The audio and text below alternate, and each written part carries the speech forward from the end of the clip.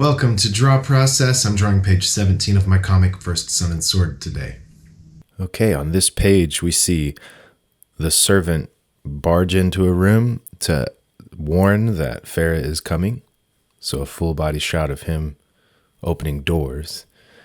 And then we're going to see Farah walking upstairs. The man she's coming to see, Pompidou, his reaction. And then a full body shot of Farah having entered the doors. And then a wide shot of the room that she's just walked into with, there's lots of men in there that are all alerted to her, and it's almost reaching for their swords. So the tension is clear, but the words from Pompidou are going to be welcoming her, encouraging his men to relax. So you're going to see the fear and the tension, and that's going to play out through the following pages in their conversation. Pompidou is going to be kind of an interesting figure where he can be very scared and nervous, but greedy, still engaging in the game. His merchant mobster ways, especially nervous around her. He gets a lot more comfortable once he knows that she wants something. When she first arrives, he's much more nervous, unsure what to expect. But once he knows that, there's a game to be played, okay, I'm in. So that's kind of interesting to play with. When I come in here, this is my thumbnail, of course, these light pencils. It's hard to see on the video, I know, but very light constructions of panels to see if I'm happy with that layout, so that I don't have to erase too much, hopefully. And I've been doing this now for several pages for quite a while, and I like it. I haven't done a traditional small thumbnail or a sketch on a different piece of paper in a while. It used to be that I would sketch out and construct the physical environments on a separate sketchbook paper before I ever draw the page. And that's extra time, extra time investment that may not be necessary, really. And I'm also considering moving towards less fully defined pencils and doing more with the inks, more decision making in the inks. But this move to thumbnailing on the page has helped. If I had constructed this on a separate piece of paper, then I would have to reconstruct it here. I would have to do it a second time because I work traditionally, so I can't use those initial sketches directly, and I don't lightbox and stuff.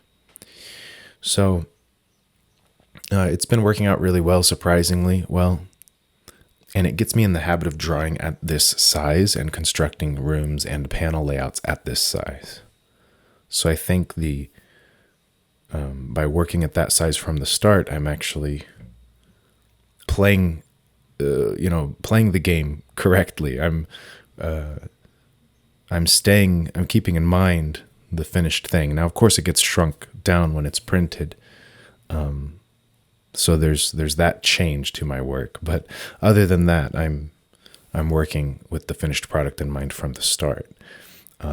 Because any introduction to your process of conversions from one thing to another, that's an opportunity to lose track of the end goal, lose track of the real purpose, and for those little things to become means, like ends in themselves instead of means to an end. So that's been surprisingly nice. Something I've noticed lately is in the way that I pencil and ink, I don't use a ruler to make straight lines. I don't use a straight edge.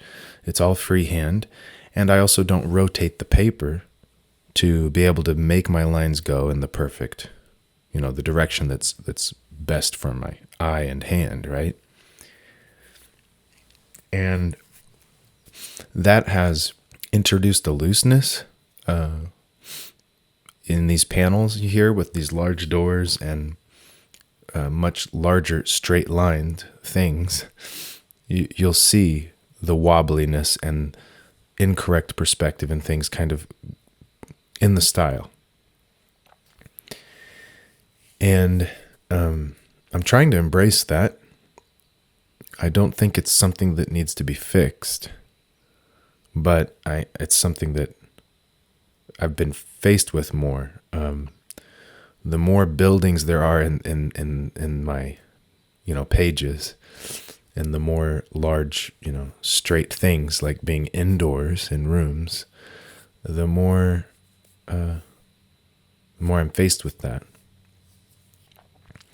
It's happening more too with adding more details in smaller panels. Instead of using shadow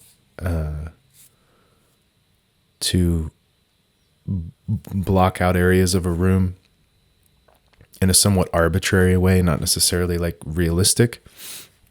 Here I have like a gridded tile floor, for example, and stairs coming up at the bottom left, a kind of circular curved stairs. So do I draw every tile? Do I draw some tiles of the floor, or do I just leave it a blank space? And if I am going to draw tiles and things, then I'm faced with that issue of wanting them to appear straight and uniform, but not too much. Not so much that I'm using a straight edge, that I'm measuring, that I'm getting too specific. I still want to draw expressively and cartoon, and so by adding more of those details, I'm also presented with more issues, or more of that problem where my lines aren't as straight as they could be, where the arching windows in this final panel here do not all line up, or not all uniformly the same size. Now, the way I see it, if my backgrounds are going to have that approach, that style, where they're not perfectly straight, the windows are not all uniform exactly, then I should treat that as a feature and not a bug. That perhaps my figures should also be loose and incorrect to some degree. If you have really, really fine, rigid, well-defined figures, but your backgrounds are not, if your backgrounds are loose, that could appear incorrect, look like a mistake and not consistent. So for a consistent work, I'm trying to see it not as a bug, but as a feature, and letting my figures keep that as well. Another thing I've noticed lately is that my figures keep moving toward a more expressive and more detailed, form. It's kind of like the early 3D animation where things were much smoother. There were a lot less facial muscles, a lot less variation to the shapes, the spheres and cylinders of the face and stuff. And now you've got a whole lot of facial muscles, lots of expression in animation now, and shapes. So it's kind of like that. I even in the first issue of this book, especially towards the beginning of it, I was trying to get more simple and blocky with my shapes, and kind of like that early animation. And now it's getting further and further defined. So it's potentially a problem that I'm struggling with here, because when I picture my Farah standing there, when I picture this guy, when the more I want to capture the expression, like what feels, real to me in the story, the more I move towards the more realistic, more highly rendered details in the structure of the face or anything. And that's not always the best. That sometimes a much simpler art style can communicate emotion better too. kind of like how reading a book you can construct the world in your mind. Simpler drawings can carry just as much emotional weight and maybe more than highly realistic drawings that might introduce the uncanny valley, start to look too real, which I don't think I'm in danger of exactly. Now, drawing them this way is not actually taking longer, really. It doesn't necessarily take longer than doing it more simple, because it's just natural. It's just how I'm naturally drawing now.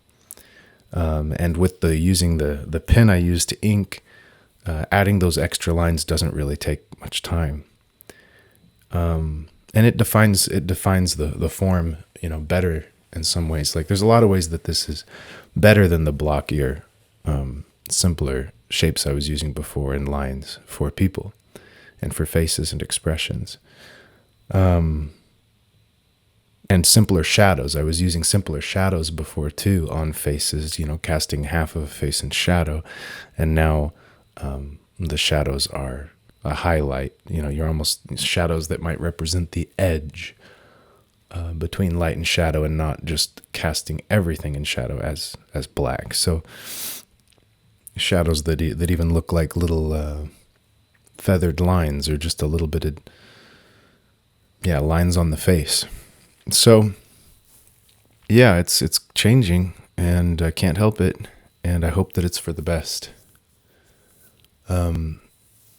So as I see this unfold for me, this change I'm going through, I'm trying to make it a feature, not a bug. I'm trying to see the good in it. Where could this be going? And instead of pulling back on the reins on the horse, I could let go of the reins a bit, because I see this possibly going somewhere good, that as I continue down that path, I'm going to be drawing the way that I draw, and just drawing freely and doing that.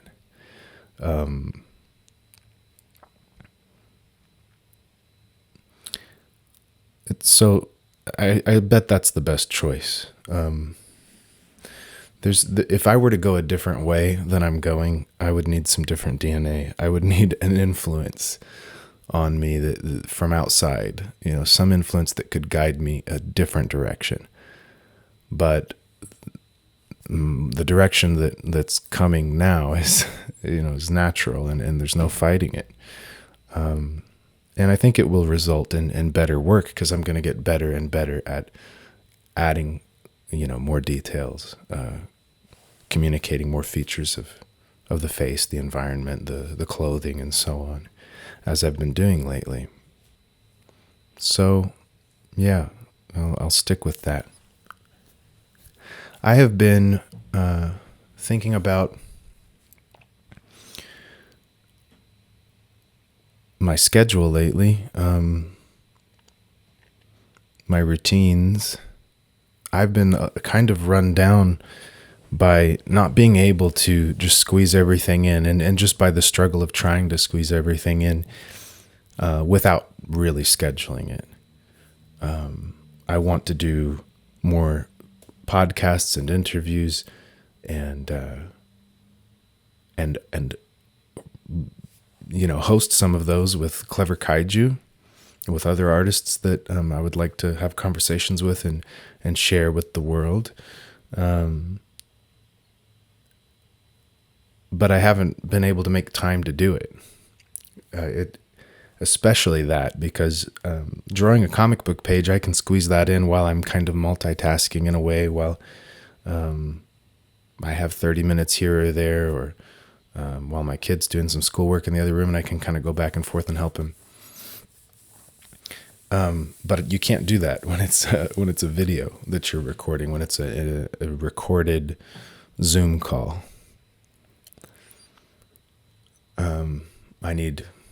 I need to be in the right headspace. I need privacy and no distraction, no interruption. So I think I can organize my life better than I have. So there's there's something to like staying flexible, just kind of waking up oriented towards action, keeping busy, being fluid and flexible. Like, oh, time to cook. Oh, time to do dishes. Like, oh, time to do this or that with the kids and watch a show, and then go on a walk, and now I'm gonna draw a little bit and then make dinner. Like, there's something to helpful to that, but at the same time, that can be chaos and not the best. That one of the great things we can do as humans is delay gratification, organize and plan, and develop structures, develop systems and groups, communities, and stuff like that. So if I could schedule my time better and fully engage in something when it's time to do it, and then put it down and do the other thing I should do when it's time for that, then I think I will flourish. I think the work will be better and I'll get more done. I mean, for one, I haven't been able to, do recordings like I wanted to at all. Because I keep hoping for time to fit it in, but I'm not actually making it happen. So scheduling will allow me to do that. And that applies to my personal life too. I need to schedule time with family. Where I have my camera sitting on these videos recording my work, it always warps the page some. It's never like a dead-on view of the page. So that's always kind of weird to see it here, where like this one door looks a lot larger than the other, but that's from the warped perspective of the camera on the piece of paper. Hopefully you can see past that, see that how the page is warped, and kind of compensate for that in your mind as you look at these drawings. Again, with this pen, you can see how I'm going ahead and adding tiles on the floor, at least parts of them, and, little details. And it doesn't take very long at all. Part of what drives me is efficiency. That I can tell stories and draw them like efficiently and quickly. But this doesn't really add much time to the process. My goal was to make 2 pages a week this year, and that is not happening. I mean, sometimes it does, but I don't know how I'm going to fix that. I guess it'll be okay if I just do 1 a week, but sometimes I'll do 2, sure. I'm not sure on that one. But I sure want to, because this book is probably 80 to 100 pages. I don't recall at the moment. 90, something like that. So if I only did 1 page a week, it would take over a year to do it. And, that's okay. If that's how long it takes, it's okay. But I want to tell a story. I don't want to just draw pictures. I want to tell a story. And there's a conflict there and in me that I want to do both. So sometimes the art needs to be sacrificed. The quality, the detail, the process needs to adjust, so that I can fulfill my other desire, like to tell stories. And that's what, that's what you see in my process is any messiness, or the fact that I don't have super refined pencils when I'm inking, and any of that it's because of that. I actually value telling stories, so I have to adjust my art. And that's fine. People that don't have, that value, if they just want to make beautiful pages, I love looking at them. Like, that's really cool. But for me, I'm a storyteller, and I want to tell stories a lot. Not just less than once a year. So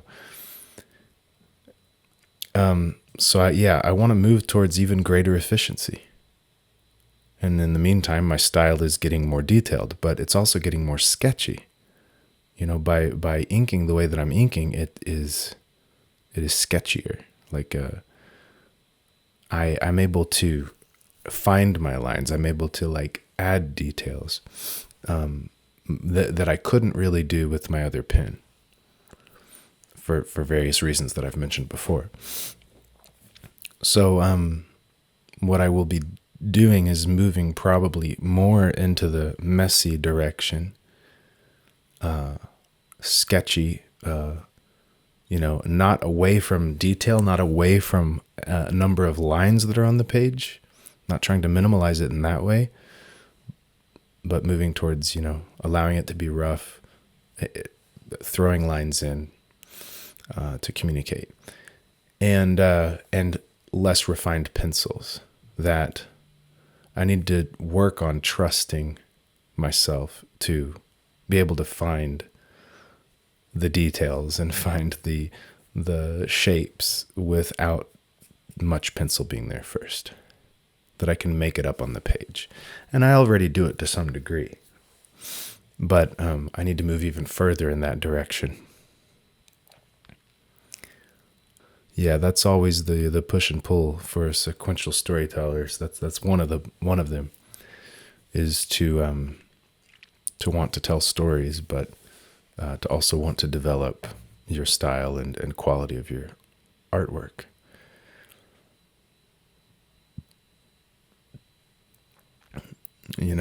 When I see a book that has rough art but is super compelling and engaging and great, that's when I'm like, man, I've been worried about the wrong things.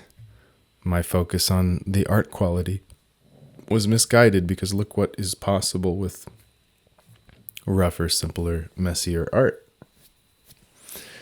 I know a lot of people have that feeling when they see the simple stuff and they're like, dang, what have I been doing?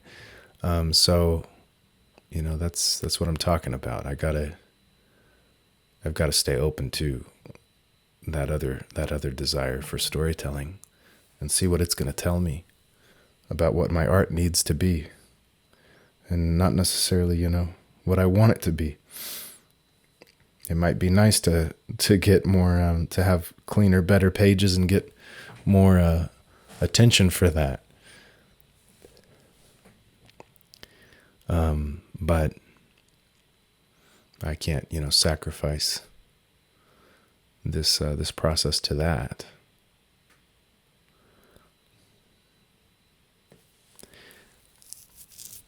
Yeah, you'll see me, here on the page, adding shadows under the couch there, just as an afterthought. It's not super clear in the pencils and that kind of thing. Definitely, lately, especially with this pen, I'm thinking of inking like penciling.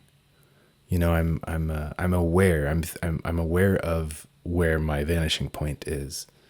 Like, I'm actually thinking when I'm inking, the way I would think when I draw. And I've always inked on not the most finished pencils, but still I can tell I'm doing more of that than I used to. And that feels right. If that feels like the direction I should go as well, to move in the direction of thinking while I draw, not turning into a robot.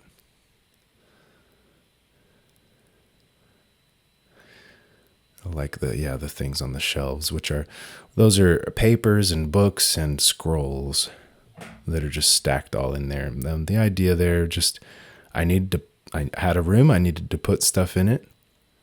And it made sense that he would have a lot of documents in his room.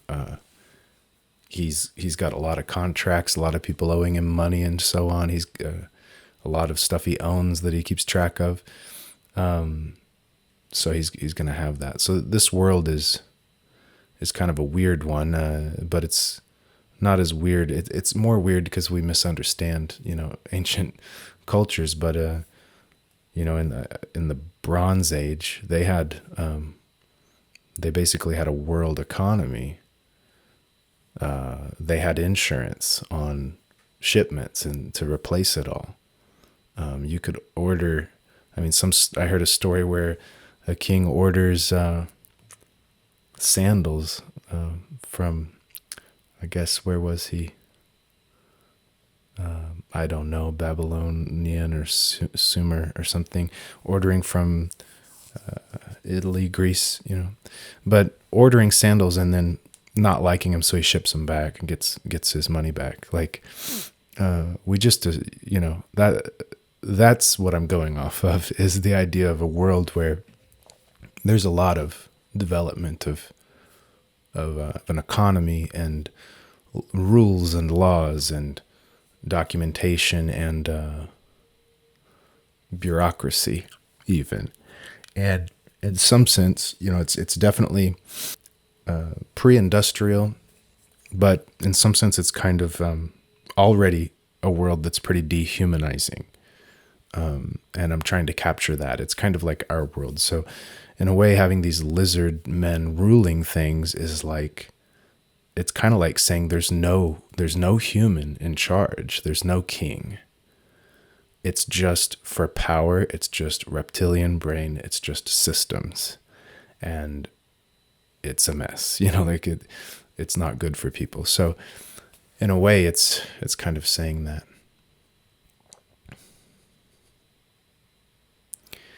And then the filling in the blacks, when things really start to pop.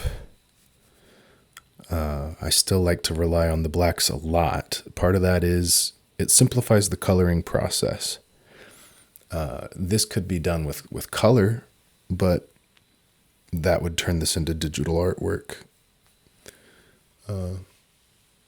And make it more of a painting process, a little more complicated. And I don't know, maybe I'll move even further in this direction with the inking, doing some cross hatching or something, to where it looks even more finished black and white, where I don't even need to add color to it. In the gradations, the variation you can get through cross hatching or something. Sometimes I have, I've basically done cross hatching and filled in an area that I'm gonna, with my pen, my nib, that I'm going to fill in with the brush later, like here in the bookshelves. There's, technically I could just make nice scribbles in there and call that finished. But I like how the solid blacks pop.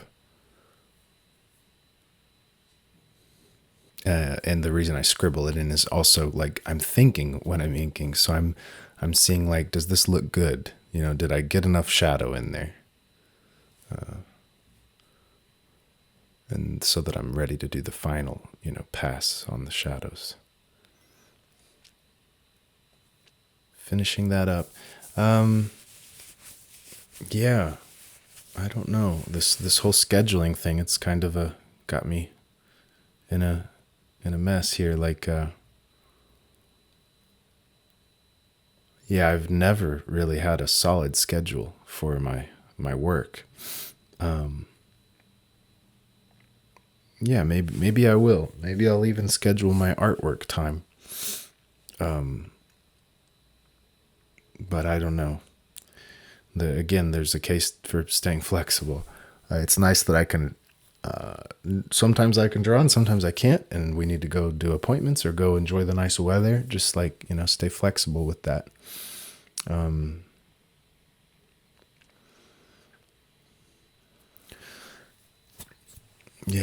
the whiteout pen, this is white paint and a brush pen.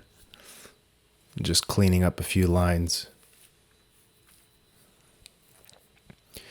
The Pompadour's face, his close-up panel being in the center of the page was intentional, because just as a whole it makes the page look nicer and seem to communicate more.